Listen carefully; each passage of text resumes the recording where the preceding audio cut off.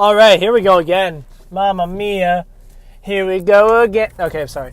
I just saw The Big Sick. Came out July 2017, but I just now got to it. And, I watched it because Kumail Nanjiani, whoever, the guy who wrote it and starred in it, he tweeted funny stuff about it, and I heard good things about it. And so I watched it, and I liked it. It was great. Take notes, The Post. No, I'm kidding. But, yeah, I enjoyed it. I thought it was really funny.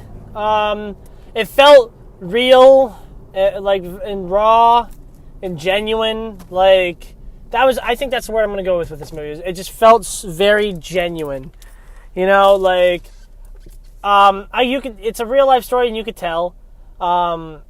Which, bothers me because I'm like, oh, so what are you going to do in the future, Kumail Nanjiani? You going to write any other movies? There gets to be a point where, what else, you're going to write about from your life, Kumail? If it wasn't for this thing that happened in your life, this great thing, would you be a good writer? I think so, because it was good. It was well written. There's, reincorporation of stuff, and I was like, oh, that's neat. And, the ending is really cute. Funny story, I fell asleep, 5 minutes before the movie ended. So I had to watch the second, last 5 minutes, when I got home from school the next day, and I was like, oh, that's cute. I like it more now. And I already liked it.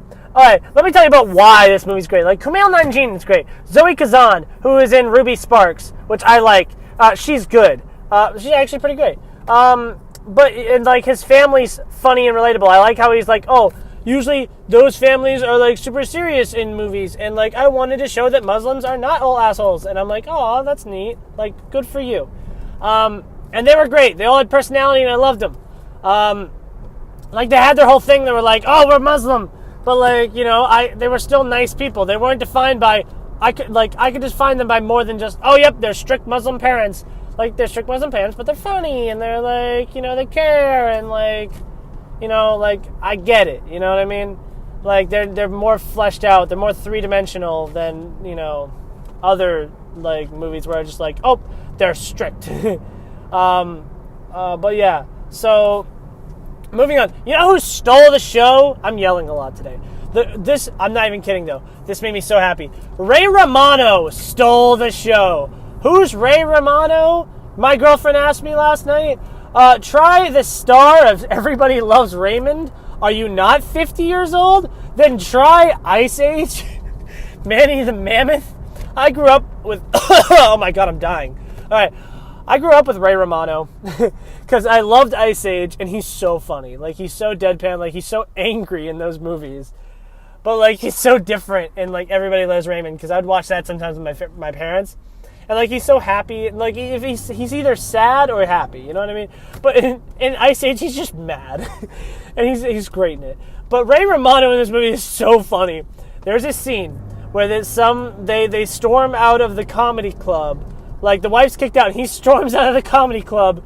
And he is so funny when he tries to intimidate this one dude. And it's just because he's so bad at it. And you just feel so bad for him because you could just tell he's just the nicest guy. And, he's so funny because he's just, he's trying to be all angry at this dude, but he's, so bad at it. But, yeah, I loved him. And then when he's trying to be philosophical, I know this is more the writing, but my favorite line from the movie is, love is hard. That's why they call it love. And, Kumail's what do you mean by that? And then, Ray Romano's I don't know. I thought if I started talking, something smart would come out, but it didn't. And you're oh my god, you're adorable. I love Ray Romano. Ray Romano needs to be in more things. He should have been nominated for Best Supporting Actor instead of Woody Harrelson, who got nominated, the second supporting actor. You know he's not going to win because Sam Rockwell won. And got at the Golden Globes, so why is Woody Harrelson there? You know, Ray Romano has no Oscar nominations. He has 2 Emmy nominations. So give him an Oscar nom. He didn't carry this movie. He was the best part about this movie. He added so much heart to it. Bo Burnham was in it. I love Bo Burnham. Holly Hunter's in it. And if you don't know who Holly Hunter is, try Mrs. Incredible. And every time she talks, I'm like, that's Mrs. Incredible. Like, I can't stop thinking about that. And I just find that so funny. Overall, though, this movie is funny. It's cute. It's sweet. It's a nice little movie. You know, I don't think anyone could walk out of this movie and be like, yeah, I hated this movie. It was nice. It was 2 hours long, but it didn't feel like 2 hours long. You know what I mean? Like, it was nice. And now, no point when I was sitting there like, oh, man, what time is this movie going to end? And I watched this movie at freaking 10. So, take notes, The Post, which I watched at 4 and fell asleep in. I did fall asleep at the end, but, like, that wasn't because of the movie. I was loving the movie. Yeah, great movie. Everyone was funny. Except, yeah, Holly Hunter was funny too. Yeah, I was about to say, except Holly Hunter, she was also funny. All the comedians, I thought that was nice. The little, you know, like every time they'd cut back to the Comedy Center, someone would do a little sketch, not a sketch, like a little set, and they'd tell like a joke, and I'd be like, oh, that's funny. That's a good way to put more jokes in your movie, without like having to have these big huge setups. You know what I mean? But yeah, so that was nice. I enjoyed it thoroughly. Ooh, crap, I haven't even thought of a rating. Man, am I going to watch... excuse me, geez Louise. Am I going to watch... Hey, Adam, future Adam, I say geez Louise, like now. Do I say it then? Do I still say it? I say it a lot now. Moving on. Okay, the determining factor is it was greatly made, so that's not it. It's not like, oh, man, was it quality? It's certainly quality. But did I like it enough to watch it again? Am I going to give this a movie another shot? It's one of those where it's like, if someone put it on, great, I'll watch it. Sounds nice.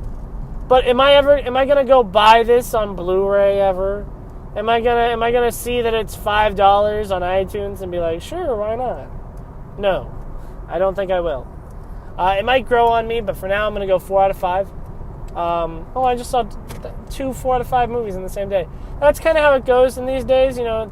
Like, it's either, like, with the movies I'm trying to catch up on, either they're great or they're shit, you know what I mean? So this one's one where it's like, it's good. 4 out of 5, pleasantly surprised, loved it, love Ray Romano. I will see more things that this guy Kumail makes, because I think he's funny. And, you know, I just like how real the story felt, because it was a real story. It just felt like, I don't know, I liked it because it felt like real people, you know? Nice little love story. I had a great time. I laughed a bunch out loud, which is weird because I don't normally laugh out loud too much. I think I do. Do I? I don't know. Probably. But this movie was funny. And Ray Romano is... If I watched it again, it would be because of Ray Romano. But then again, I could just look up his scenes. But then again, there was a lot of cute reincorporation. Like, the ending was like, aw, they did that earlier. And, like, you're like, that's nice. But yeah, I had a good time. How much did I talk about this? Another 8 minutes.